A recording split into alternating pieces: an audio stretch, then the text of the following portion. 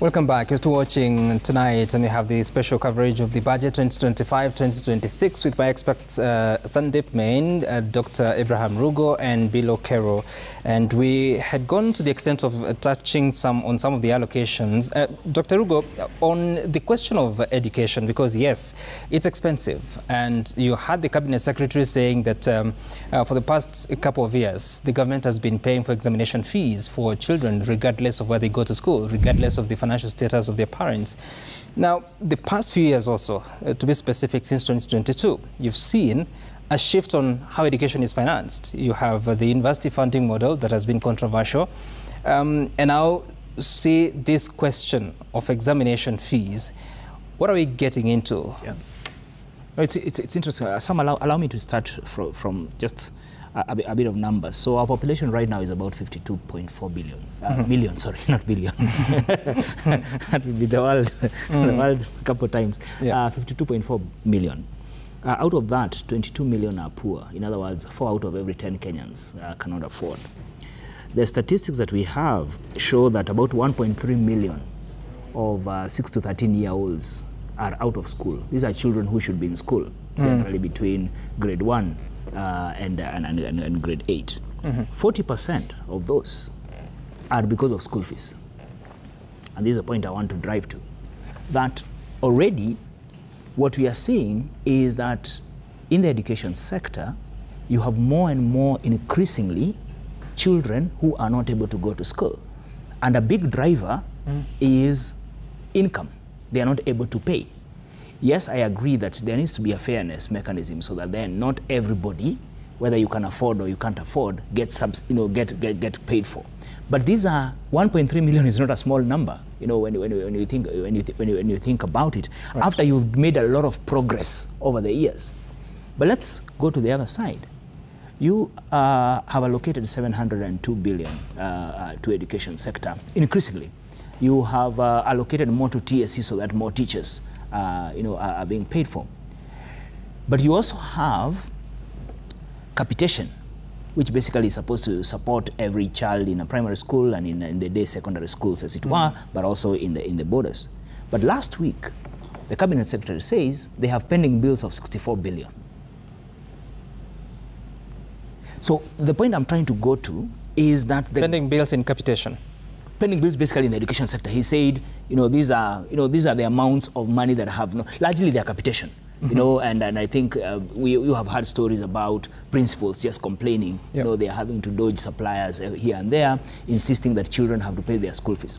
So what we are facing right now is that, one, you have more and more families that cannot send their children to school. Now, remember, this is also coming in a context where real incomes have actually been declining, and job opportunities not. Secondly, you have a lot of duplication of financing that is coming into the education sector. And this is what I mean. Especially in high school, you have all these bursaries. We did a study, and my colleague Neema was here in the morning, and she broke it a bit down, and I'll just repeat one or two things.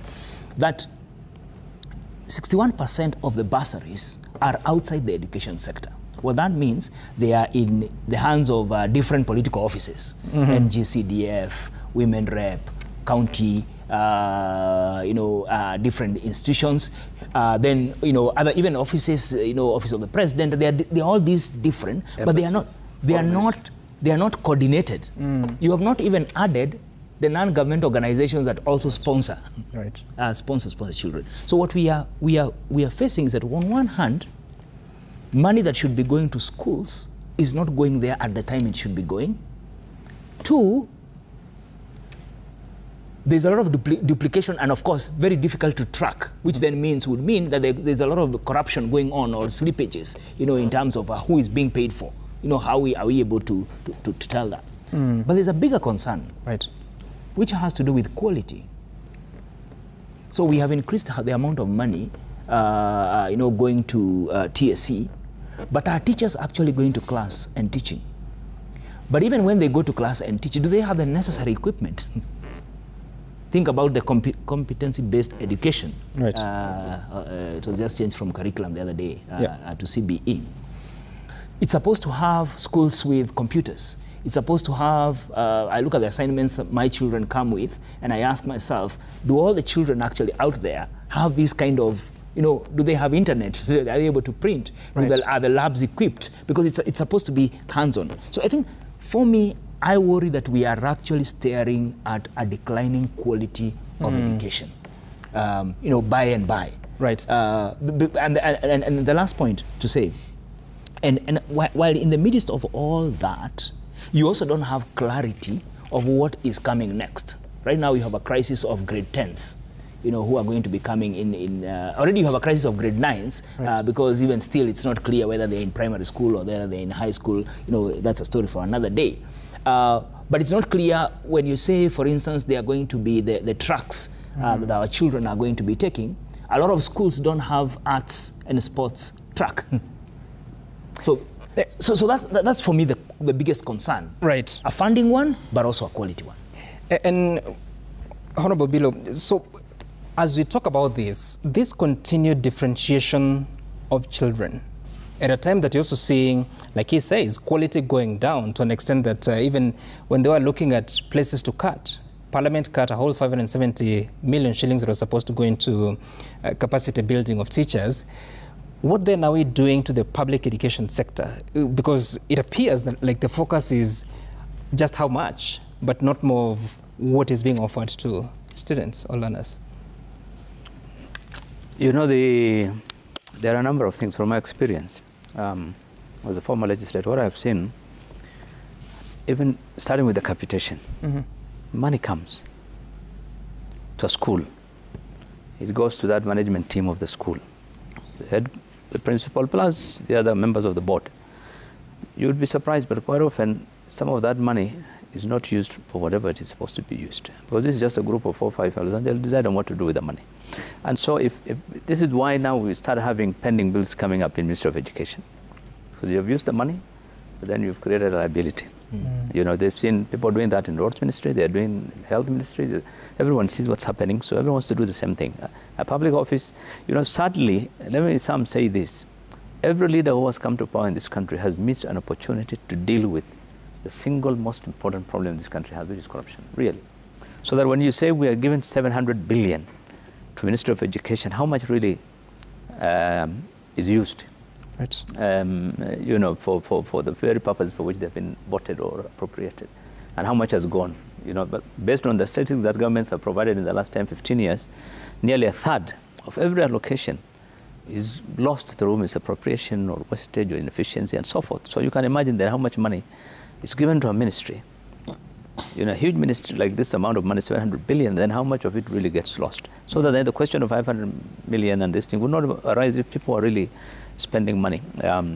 But there's no doubt that the focus of the government in recent years has been to provide basic facilities for the growing population. That's it. The quality issue, you have seen it in the universities, you have seen it in the basic education. It's been, quality has taken a backseat because it's really about providing infrastructure. They need classrooms, they need teachers. This has been the focus. This administration will tell you the last 2 or 3 years we have employed, I think the minister was saying in the speech, nearly over 60,000 teachers in the last, since they came in. But still, when you check in the ministry, you'll find the demand for teachers in schools is huge. And the reason is why. Let me tell you one simple reason. The number of schools being put up, sometimes just purely on political expediency, it's crazy. This village wants a school. A kilometer away is another village. So for political reasons, they also need their own school. And the next village is, so you have schools, when you look at the enrollment, over the years, I'm talking from the time I was in Parliament in 2003, this discussion on let's not register new schools unnecessarily, but because of CDF and pressure, political, whatever, they keep on building schools sometimes when they're not absolutely necessary. And then you now require facilities, you now need teachers, you need all things. And so these things all impact on quality at the end of the day. But so it's all about governance, really. Let me tell you, unless we really deal with that, some of these challenges will persist. Okay. On that question about differentiation of children, is it necessary? Well, Sam, I I don't think it should be, but based on what I've heard today, it seems like that is the rule of thumb, and that would continue until, as Honorable here has said, that if there's a change and the new legislators come into power, then they do have an opportunity to make that change. But until that happens, I guess that will continue. But can it be done away with? I think it's not going to be possible in the near future. Mm-hmm. Yeah. And let's move on to, because again, look at the public goods that government is supposed to offer. Construction of roads through taxes, but there's a road maintenance levy of 25 shillings per litre that you consume. We understand that 175 billion shillings has been taken. They say securitization of the RMLF, 7 shillings of every litre. If you're talking about health, you have SHIF taking place. If it's education, you're talking about what we are now going to shift in terms of financing of examination fees, the university funding model, so there are alternative ways that are being found. If you're talking about markets, we have an affordable housing levy, which is being used to construct, apart from the housing units, also markets, and we hear also police posts, which are supposed to be put up by the Interior Ministry through the taxes that are collected. Then you have, if it's water, most neighborhoods, you find that, especially in Nairobi, because of the challenge of water, they have to depend on water bowsers or private boreholes. So what are we getting into? Because you still raise taxes and other revenues up to 3.3 trillion shillings, but most of these public goods, Kenyans, especially in urban areas, are having to procure for themselves. I think, Sam, when you look at it from a wider lens perspective, and I think listening into this discussion, especially around education, and where we see is the highest allocation of the budget, the common theme that's coming out here is really around accountability and transparency. You talked about the housing levy. Yes, that was a big UN cry. You remember how the legislation had to go back and forth, talking about equality. And eventually when it was collected, and collected in billions of shillings, do you see the houses, would be the question. There was some point in time that we saw that entire amount collected was going into a bond because there was no avenue of using those funds. So I think for me, yes, there are those maintenance levies that are being collected for roads. You have these other levies, you have these taxes. There's a significant trust deficit that the people of Kenya actually currently have with the existing regime. If the money is being collected, how is it being spent? And until that accountability is not taken, there's no transparency, we'll have a problem. You do recall a conversation where we had external debt, and we were told that that money did not get to Kenya. The reason it did not get to Kenya is because it was used to repay loans. Which loans? The loans are now pretty high, 11 trillion, 1 trillion interest. So I guess for me, the underlying and the overall themes here would be around accountability and transparency. We did hear the CS talk about commissioning a review by the AG. We hope that that report, when it's come out, it should be made public, and it should be, available for scrutinization on how exactly the money collected, which currently go to more or less a consolidated fund, are then being used. And for Dr. Rugo, your take about that government shifting from what it must implement using the ordinary taxes to introducing new taxes that don't necessarily go to the consolidated fund. Why? So I think it's important for us to appreciate that the government of the day, for reasons of its own cost, but also for historical reasons, is in a big hole. And allow me just to run you through some quick math. If you look at the projected revenue, which basically is the income that the government is expecting, 2760, I'll just use that as a simple, 2760 billion, which is 2.7 trillion. If you remove the interest plus pension plus pension and the constitutional offices of 1337, you remain with 1423. If you remove county transfers of 405, you remain with 1018. If you remove all government salaries of 900 billion, you are left with 118. If you remove the police services of 127, you already go to the red, negative 19. Now, that's where now I want to start my conversation.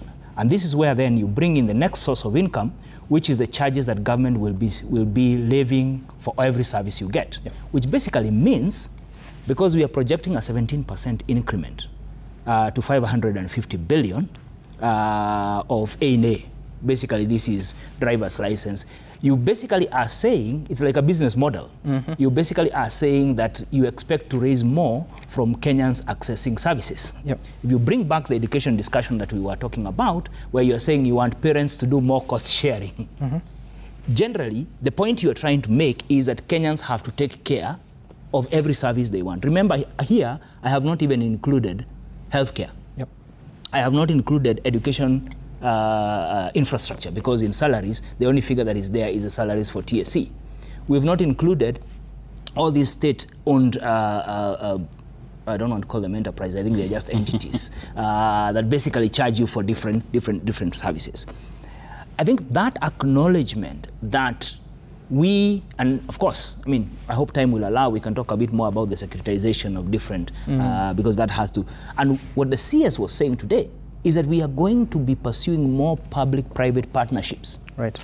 In other words, we seem to actually be moving to more privatization of what should be public goods and services. So we'll be paying for service. We are going to be paying for services more and more. Now remember, these are services which the base mechanism of provision is we have paid it already without taxes. It's almost double taxation if you think about it. Right. You know, if you are going to still pay for housing, which you have already been charged, housing levy, which has bought bonds. Again, that's another interesting. To earn the government income. To earn government income. I think for me that's a very worrying trend, because then it means a discussion has to be held if I have to pay taxes and still come and buy. This is not even buying from a private sector. Yeah. Buy the same service, you know, from government, whether directly or indirectly. You know, that becomes a concerning. And the last point I wanted to say here is when you think about what Sandeep was talking about, the corruption, the amount of money we are losing. Today, the CS, I was very surprised. He didn't mention the word corruption unless I didn't hear it. He talked about sealing loopholes, tightening things in the pension mechanism, you know, in the wages and what have you. These are the things that unless you deal with corruption, unless we deal with abuse of office, unless you deal, he mentioned politicization, but that was with the relation to the case of KRA, you know, where they come and plant, you know, unpaid bill on you.